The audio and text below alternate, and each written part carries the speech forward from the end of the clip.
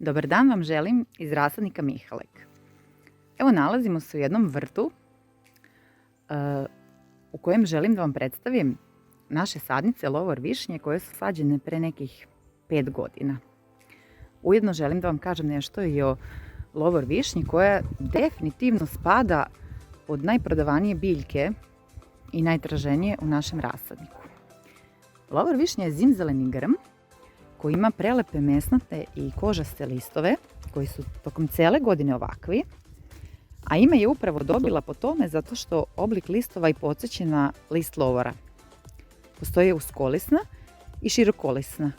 Ovdje se konkretno radi o uskolisnoj.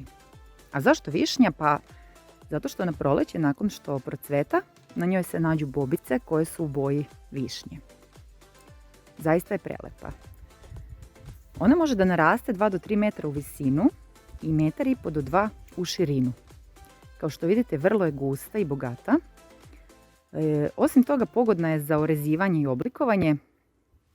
Ovdje je možda malo fali doterivanja sa makazama, ali i ovako je prelepa, prosto puštena prirodno da raste. Na proleće kad procveta predstavlja pravi raj za pčele, bumbare, leptirove i bukvalno kao da je puna života cela zuji. Doduše to ne traje dugo, ali je veoma intenzivno. Ukoliko želite da je sadite za živu ogradu i da dobijete ovakvu gustinu, onda je sadite na razmak od nekih 60 cm.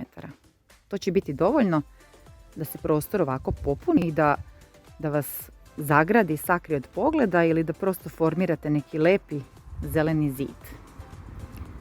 Ona je vrlo otporna, znači ne traži nikakve posebne uslove, bitno je da ima dovoljno svetlosti, a jedino što može da je se desi to je da tokom zime, ako je baš veliki minus, listovi dobiju neke brown flekice, ali to zaista ne treba da vas brine jer će ona taj list da odbaci i da krene da tera mlade izdanke.